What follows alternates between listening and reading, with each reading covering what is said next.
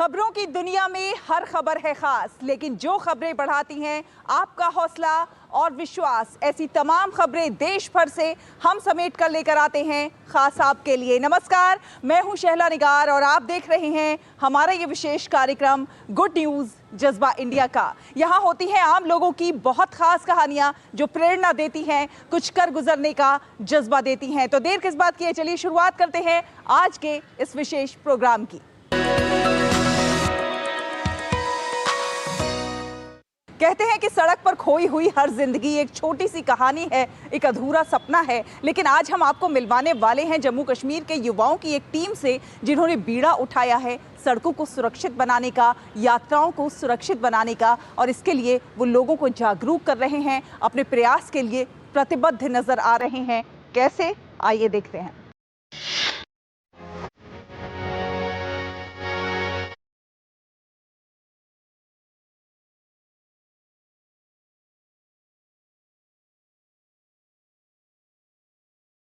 मिलिए कश्मीर सड़क सुरक्षा फाउंडेशन के इन स्वयंसेवियों से जिन्होंने बीड़ा उठाया है कश्मीर की सड़कों की हिफाजत का। बीते 7 वर्षों से पूरे कश्मीर में सड़कों की हिफाजत में जुटी युवाओं की यह टीम न केवल निगरानी करती है बल्कि लोगों को जागरूक भी करती है। सर, ये वाली जो लाइट्स हैं सर, ये इसको रिमूव करा देना सर। 90 सड़क सुरक्षा क्लबों की स्थापना के साथ जम्मू कश्मीर के सभी 20 जिलों में 10,000 से अधिक युवा इससे जुड़े हुए हैं। बेल्ट लगा के ट्रैफिक पुलिस के साथ आपका जो है बड़ा क्लोजली आपकी जो ऑन रोड एक एक्टिविटी रहनी चाहिए, जहाँ पे ट्रैफिक पुलिस अलॉन्ग विद अभी तो हमारे पास जो एक मेजर एनजीओ है दैट इज़ KRSF, इनके साथ हम ऑन रोड एक्टिविटीज़ करते हैं। और इसका सिर्फ एंडेवर यही रहता है कि आम लोगों को बताएं कि कहाँ पे आप गलत कर रहे हैं। कश्मीर रोड सेफ्टी फाउंडेशन ने जम्मू कश्मीर के सभी जिलों में लगभग 90 सड़क सुरक्षा क्लब स्थापित किए हैं। ये क्लब सक्रिय रूप से स्थानीय समुदायों को शामिल करते हैं, उन्हें सुरक्षित रहने के बारे में शिक्षित करते हैं। आपको मालूम है कि कितने लोग मर रहे हैं इससे, तो आपकी सेफ्टी, आपकी फैमिली की, आप चाहती है कि आप शाम को घर आएँ, तो आप अगर बिना हेलमेट के चलेंगे ट्रैफिक पुलिस रोकेगी आपको चालान भी होगा। ड्राइविंग अभ्यास, यातायात नियम और सड़क जिम्मेदारी का महत्व समझाते हैं। फाउंडेशन ने भारत के पहले व्यापक कार्यक्रम के साथ एक मील का पत्थर भी हासिल किया है। 2017 में स्थापित Kashmir road safety foundation Jammu का पहला और एकमात्र एनजीओ है जो कश्मीर सड़क दुर्घटनाओं को कम करने और सुरक्षित सड़कों को बढ़ावा देने के लिए समर्पित है। समुदायों की रक्षा के दृष्टिकोण से बनी संस्था का मिशन ड्राइवर और युवाओं को सड़क सुरक्षा पर प्रशिक्षण देना है। नंबर होता है, उसके साथ आपको गाड़ी देते हैं। बिना नंबर के गाड़ी जब रोड पे आती है तो इलीगल है, आपकी गाड़ी सीज हो सकती है। ये सिर्फ एक संगठन नहीं, ये एक आंदोलन है। हर उस जीवन के लिए एक आवाज है जो चाहता है कि हमारी सड़कों पर लोग सुरक्षित हों। ऑर्गेनाइजेशन का मकसद जब हमने ये शुरू की थी, हमने ये देखा कि जो डेटा की अगर हम बात करें, जम्मू कश्मीर पूरी दुनिया में हमारी नेचुरल खूबसूरती के लिए जाना जाता है, लैंडस्केप के लिए जाना जाता है, टूरिज़्म के लिए जाना जाता है। लेकिन एट द सेम टाइम हमने ये देखा कि इस खूबसूरत वैली में कितने लोग हैं जो ऑन रोड सड़क हादसों में मारे जा रहे हैं। जब हमने डेटा के बारे में पता कराया तो ये पता चला कि कॉन्फ्लिक्ट जो जम्मू कश्मीर में पिछले कई सालों से आर्म्ड कॉन्फ्लिक्ट चल रहा है, उससे 48% ज़्यादा जाने तो रोड एक्सीडेंट की वजह से जा रही हैं। लेकिन कोई एक ऐसा इदारा यहाँ पे नहीं था, कोई एक ऐसी ऑर्गेनाइजेशन नहीं थी जो स्पेसिफिकली रोड सेफ्टी या ट्रैफिक मैनेजमेंट को लेके काम करे। हम स्मार्ट सिटी की बात कर रहे हैं, हम अर्बन डेवलपमेंट की बात कर रहे हैं, but at the same time अगर हम ग्राउंड लेवल पे देखें तो काफ़ी सारी कीमती जानें हैं जो हम सड़क हादसों में गंवा रहे हैं। ये अभियान असुरक्षित ड्राइविंग की कठोर वास्तविकताओं पर केंद्रित है। तेज गति से गाड़ी चलाना, ध्यान भटकाकर वाहन चलाना और यातायात नियमों की अनदेखी करना, ये सिर्फ आंकड़े नहीं हैं, ये वास्तविक जीवन है। वास्तविक है परिवार, वास्तविक नुकसान। बचाया गया प्रत्येक जीवन एक संपूर्ण परिवार है, एक भविष्य संरक्षित है। मेन मुद्दा और हमारा मेन फोकस जाने बचाने के लिए है। हम जितना देखते हैं हर दिन आए दिन रोड एक्सीडेंट्स में बहुत ज़्यादा जानी जाती है एज़ कम्पेयर टू बाकी चीज़ों की वजह से। तो हमारा मकसद यही है लोगों को अवेयर करना रोड सेफ्टी के बारे में। बहुत बेसिक है ये समझना रोड सेफ्टी। लोग नेगलेक्ट कर देते हैं रोड सेफ्टी को। जितना हो सके हम लोगों की जानें बचाने के लिए ऑन रोड हर हफ्ते हम ऑन रोड एक्टिविटीज़ करते हैं। भारत में सड़क दुर्घटनाओं में हर साल लाखों लोगों की जान जाती है, लेकिन स्थानीय सड़क सुरक्षा गतिविधियों को दर्शाने वाले दृश्य ये दर्शाते हैं कि कैसे इस मॉडल का देश भर में विभिन्न राज्यों में विस्तार हो सकता है। गुड न्यूज़ जज्बा इंडिया के लिए जम्मू कश्मीर से आसिफ नबी खान और तारिक खान की रिपोर्ट, डीडी न्यूज़। तो चलिए अब हम आपको लेकर चलते हैं असम के बराक वैली के एक छोटे से गांव अनीपुर बस्ती में, जो अब बन गया है संस्कृत गांव। जी हाँ, इस गांव के जो लोग हैं वो अपने दैनिक जीवन में बोलचाल में संस्कृत भाषा का उपयोग करते हैं। 90% लोग यहाँ पर संस्कृत भाषा का उपयोग करते हैं, चाहे वो घर में बातचीत कर रहे हों या फिर बाहर बातचीत कर रहे हों। इसके अलावा आप कहीं भी दुकानों पर जाएंगे तो वहाँ पर आपको संस्कृत में लेबल लगे हुए दिखाई देंगे। कितना खास है ये गाँव, चलिए जानते हैं। मृदपि च चन्दनमस्मिन् देशे ग्रामो ग्रामः सिद्धवनं यत्र च बाला देवी स्वरूपा बालाः सर्वे श्रीरामा। असम का एक ऐसा गांव है जहां लोग संस्कृत में बात करते हैं। किमुक्तवान्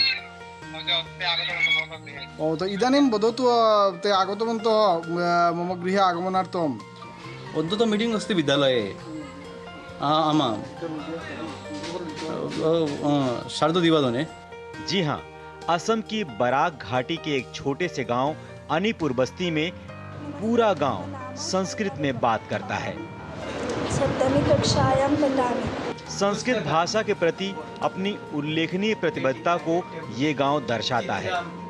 करीमगंज जिले के रामकृष्ण नगर निर्वाचन क्षेत्र में स्थित इस गांव ने रोजमर्रा के संदर्भ में संस्कृत को संरक्षित और लोकप्रिय बनाने भाषाई पुनरुत्थान को बढ़ावा दिया है। अस्य जनकः मोरपन्तः तदानीं लगभग ये दोनों गांव में ऑलमोस्ट 80 to 90% लोग ठीक ठाक संस्कृत बोल लेते हैं और समझते तो बहुत सारे। और रही बात इस विद्यालय की, तो इस यहाँ पे पहली से लेकर 10वीं तक लगभग सभी स्टूडेंट को मतलब संस्कृत भाषा बोलने पर प्रोत्साहन दी जाती है। उन लोगों को बोला जाता है, ये लोग प्रैक्टिस करते हैं। अभी आप लोग शायद सुन पा रहे होंगे, बच्चे गाना गा रहे हैं संस्कृत में, और भी श्लोक, बहुत सारे चीज़ें, जैसे कि विद्यालय के जो कक्षा के नाम है या फिर चीज़ों के जो नाम वो संस्कृत में लिखा हुआ होता है। तो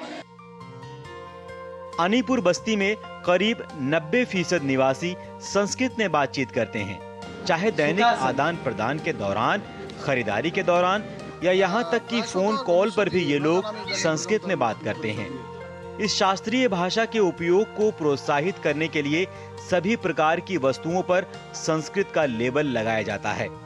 दुकानें भी अपने साइनेज और संचार के दौरान संस्कृत का उपयोग करती हैं।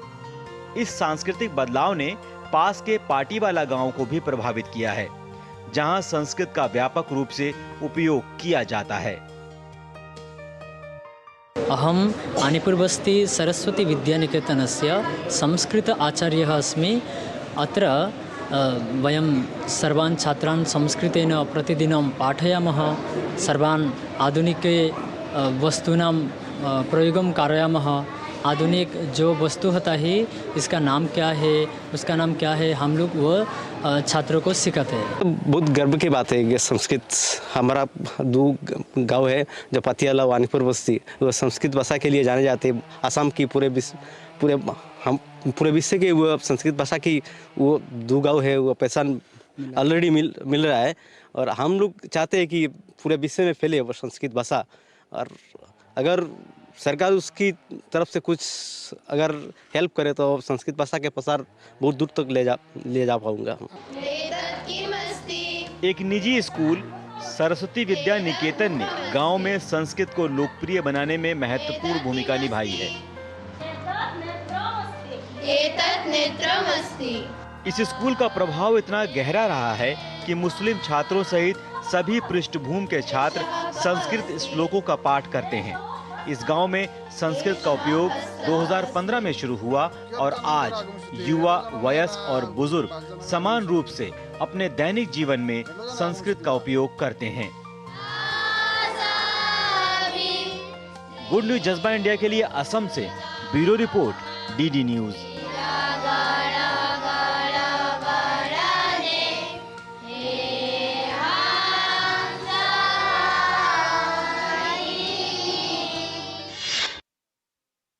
तो संस्कृत भाषा और उसकी खूबसूरती को अपने आप में संजोए है अनीपुर बस्ती, संस्कृत का बराक वैली का ये छोटा सा गांव। वक्त एक छोटे से ब्रेक का हुआ है। ब्रेक के उस पार अभी बहुत सारी अच्छी खबरें बाकी हैं। आप देखते रहिए गुड न्यूज जज्बा इंडिया का।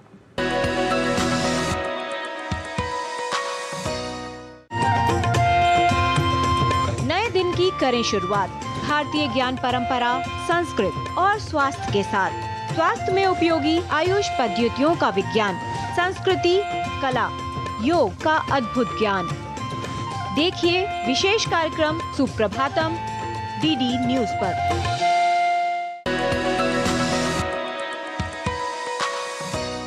ब्रेक के बाद एक बार फिर आप सभी का बहुत बहुत स्वागत है। आप देख रहे हैं गुड न्यूज जज्बा इंडिया का। बुजुर्गों के बीच 24 घंटे रहना, 24 घंटे उनका ख्याल रखना, समय पर उन्हें खाना पीना देना, उनकी देखभाल करना, ये काम कहने में जितना ज़्यादा आसान लगता है, असल में करना उतना आसान नहीं है। और वो भी तब जब ये बुजुर्ग मानसिक रूप से पीड़ित हों, मानसिक रोगी हों। और हम जानते हैं मानसिक रोगियों को अक्सर नज़रअंदाज किया जाता है, उपेक्षित रहते हैं और कई बार तो उन्हें घर से निकाल भी दिया जाता है। ऐसे रोगियों की देखभाल के लिए दिल्ली में चल रहा है एक ओल्ड एज होम। आइए देखते हैं।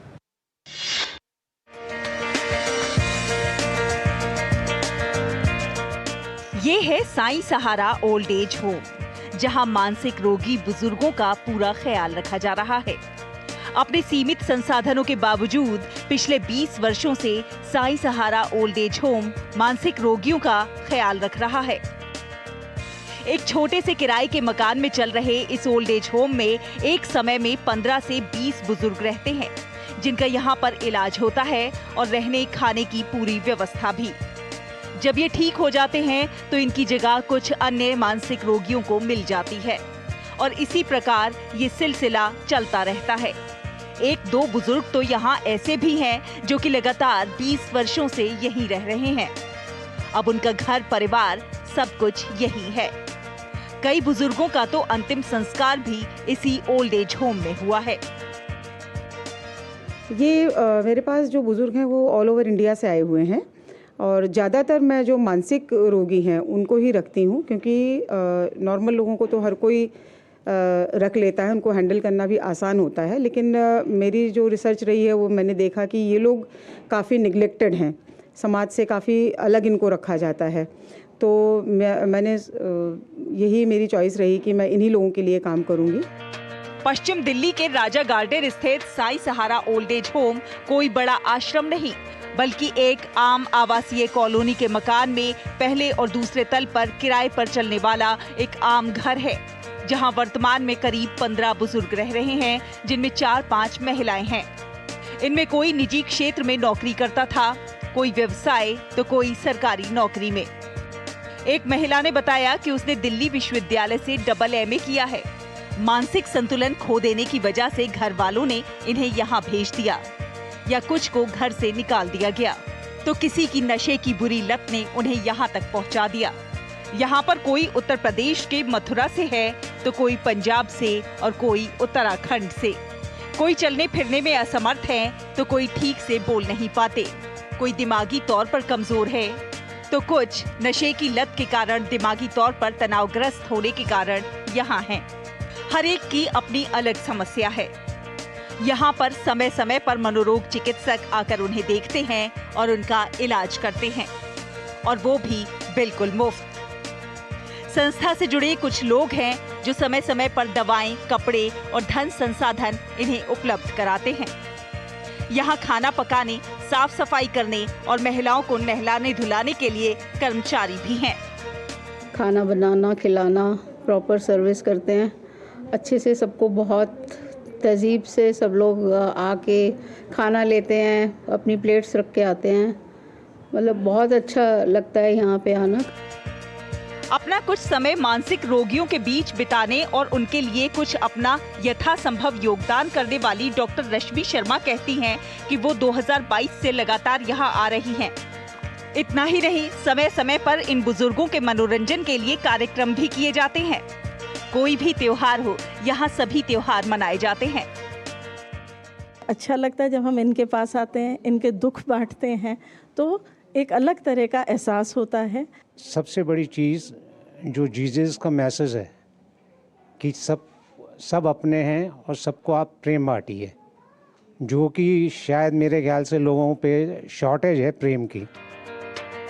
बुजुर्गों के जन्मदिन से लेकर क्रिसमस और दिवाली के अवसर तक सभी मौकों पर सजावट होती है और सभी बुजुर्ग आपस में खुशी के इन क्षणों को बांटने के प्रयास करते हैं। ये ओल्ड एज होम सही मायनों में इन बुजुर्गों का अपना घर है। गुड न्यूज जज्बा इंडिया के लिए दिल्ली से शहला निगार, डीडी न्यूज।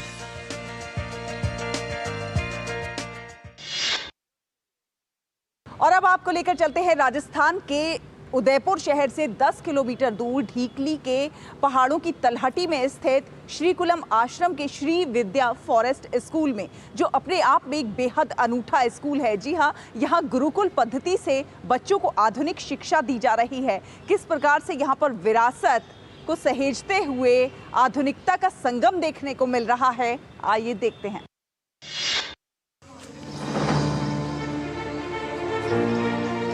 राजस्थान में उदयपुर शहर से 10 किलोमीटर दूर ढीकली के पहाड़ों की तलहटी में स्थित श्री कुलम आश्रम अपने आप में अनूठा स्कूल है। यह प्रदेश का फॉरेस्ट स्कूल है, जहां गुरुकुल पद्धति से आधुनिक शिक्षा दी जा रही है। श्री विद्या फॉरेस्ट स्कूल की खासियत है कि यहां सुबह प्रार्थना के साथ होती है। आश्रम की साध्वी भुवनेश्वरी पुरी का मानना है कि बड़े बड़े भवनों वाले स्कूल हमारे बच्चों को प्रकृति से दूर कर रहे हैं और उनके सोचने समझने की क्षमता को सीमित कर रहे हैं, जबकि यहाँ के बच्चों को 50 से अधिक योगासन आते हैं और शास्त्रीय संगीत का गायन सिखाया जाता है। बच्चों का कहना है कि स्कूल में स्ट्रेस फ्री वातावरण तैयार किया गया है, जिससे कि भय दहशत से परे बच्चे खुशनुमा माहौल में पढ़ाई से भागे नहीं। इसीलिए यहाँ 7 साल तक के बच्चों को प्रवेश दिया जाता है। यहाँ पे बच्चों का जो प्रवेश होता है 7 साल से पहले ही होता है। 7 साल से बड़े बच्चों को हम विद्यालय के अंदर लेते नहीं, क्योंकि जितने न्यूरॉन्स डेवलप होने होते हैं वो उसके बाद में हो चुके होते हैं। स्वभाव का निर्माण भी अब बच्चों के अंदर बहुत जल्दी हो जाता है, तो हम बहुत छोटे बच्चे ही लेते हैं। हमारा स्कूल जो है वो बिना पनिशमेंट वाला स्कूल है। हमारे यहाँ पर है ना, एक शिक्षक के पास में 5 बच्चे होते हैं, जो पूरे भारत का हाईएस्ट रेशो है। और इसलिए ये नॉन प्रॉफिट स्कूल है। बच्चे की जितनी भी फीस आती है वो उनसे है ना एक टीचर की सैलरी आती है, तो नॉन प्रॉफिट स्कूल ये बना हुआ है। हमारे यहाँ पे है ना लेक्चर नहीं होते, शिक्षक और बच्चों की बातचीत होती है।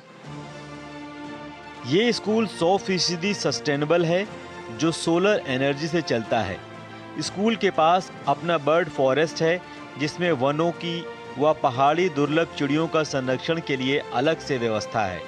खास बात यह है कि पढ़ाई में लेखन कौशल का बहुत ही महत्व होता है।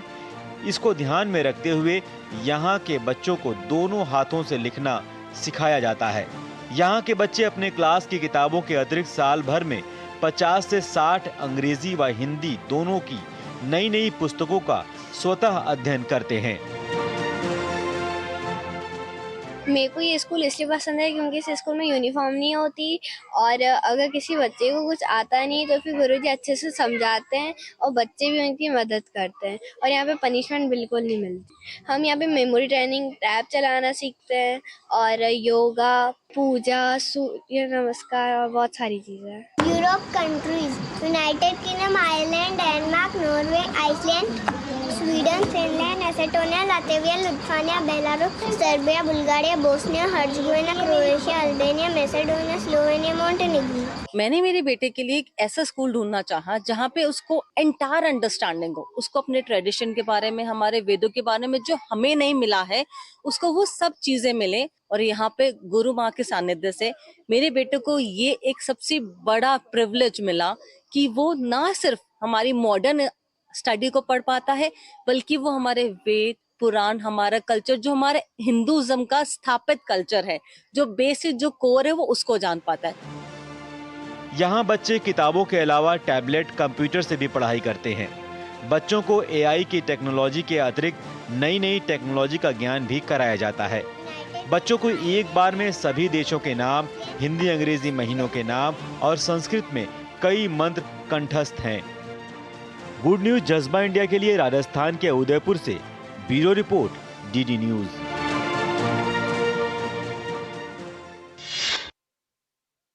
तो देखा आपने विरासत और आधुनिकता का ये खूबसूरत और अनूठा संगम। वक्त हुआ एक और छोटे से ब्रेक का। जल्द हाजिर होंगे कुछ और अच्छी खबरों के साथ। देखते रहिए गुड न्यूज जज्बा इंडिया का।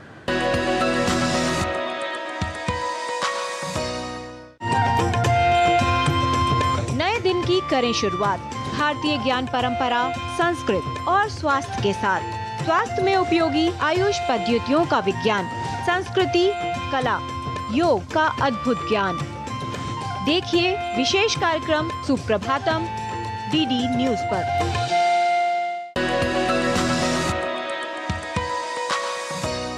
ब्रेक के बाद एक बार फिर आप सभी का बहुत बहुत स्वागत है। आप देख रहे हैं गुड न्यूज जज्बा इंडिया का। ये फास्ट फैशन का दौर है और इस दौर में हर कोई सुंदर दिखना चाहता है, बेहतर दिखना चाहता है और इसके लिए हर कोई नए नए परिधान पहनता है खूबसूरत दिखने के लिए। लेकिन क्या आप जानते हैं कि इन कपड़े के कचरे का जो उनकी कतरन होती है, ये जो अथाह भंडार लग जाता है, उसका क्या होता होगा, इसका कैसे निस्तारण होता होगा।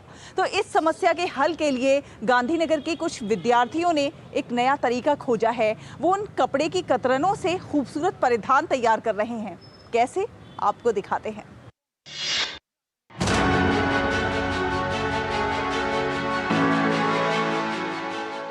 आज के समय में हम सभी फास्ट फैशन के प्रति आकर्षित हो रहे हैं, लेकिन क्या कभी आपने सोचा है कि कपड़ों का निपटान कैसे होता होगा, और अगर कपड़े के कतरन बच जाते हैं तो उनका क्या होता होगा। तो देखिए किस प्रकार निफ्ट गांधीनगर के विद्यार्थी टेक्सटाइल वेस्टेज से सस्टेनेबल प्रोडक्ट्स बनाने का काम कर रहे हैं। Textile wastage is the second biggest pollutant on the planet. So it is a matter of concern for everybody. Because of this fast fashion concept, people are buying more clothing nowadays, and they are too much buying more clothing. तो इसको deal करने के लिए हमारी country में इस वक्त 4000 MSME units है, रिसाइकलिंग प्लांट्स है, जो इसको हम रिसाइकल करने का हम एक कोशिश कर रहे हैं कंट्री लेवल पे। ये चरखा, घड़ी, फ्रेम और सुंदर सुंदर वस्तुएं वेस्ट कतरन से बनाई गई हैं, जो हमारे घर और ऑफिस को सजाने के काम में आ सकती हैं। आइए देखते हैं ये बना कैसे। बच्चों ने बहुत सारे प्रोडक्ट्स बनाए हैं, जिसमें लैम्प सेट्स हैं, वॉल डेकोर आइटम हैं, स्टूल्स हैं, फर्नीचर आइटम्स हैं और भी दूसरे प्रोडक्ट्स बनाए गए हैं जो कि खेलने के लिए यूज़ होते हैं। आपको लगेगा कि इस काम में खर्च ज्यादा आएगा, क्योंकि मार्केट में इन सुंदर वस्तुओं की कीमत भी ज्यादा होती है, लेकिन कम कीमत में ये सुंदर वस्तुएं हम भी बना सकते हैं और पर्यावरण को बचाने में अपना योगदान दे सकते हैं। ये मोल्ड रियूजेबल है, तो ये हमेशा से सस्टेनेबल रहेगा। तो जिस तरह से हमने ये नया मटेरियल एक्सप्लोर कराया है ना, वो हमारे फ्यूचर के लिए भी यूजफुल है, बट हमारे एजुकेशन के लिए भी उसके साथ यूजफुल है। जैसे हम सूखा और गीला कचरा अलग करते हैं, ठीक उसी तरह से घर घर से टेक्सटाइल वेस्टेज जमा किए जाएं और उससे वस्तुओं का निर्माण किया जाए तो कितनी हद तक हम प्रदूषण को रोक सकते हैं। हमने ये एक नया मटेरियल एक्सप्लोर करा as a part of our workshop, जिसमें हमने देखा कि fashion waste and fabric waste में हम ये नेचुरल ग्लू मिक्स करके कैसे उसे यूटिलाइज कर सकते हैं अलग अलग प्रोडक्ट क्रिएशन के लिए। आज फास्ट फैशन के नाम पर हम फास्ट प्रदूषण और फास्ट पर्यावरण को नुकसान पहुंचा रहे हैं। ऐसे में हर नागरिक का कर्तव्य है कि व्यक्तिगत रूप से हम सादा और स्लो फैशन के साथ जिएं और पर्यावरण को सुरक्षित रखें। गुड न्यूज जज्बा इंडिया के लिए गुजरात की गांधीनगर से कृणाल चौहान और लक्ष्मण राजपूत के साथ सुमन बोराना की रिपोर्ट, डीडी न्यूज।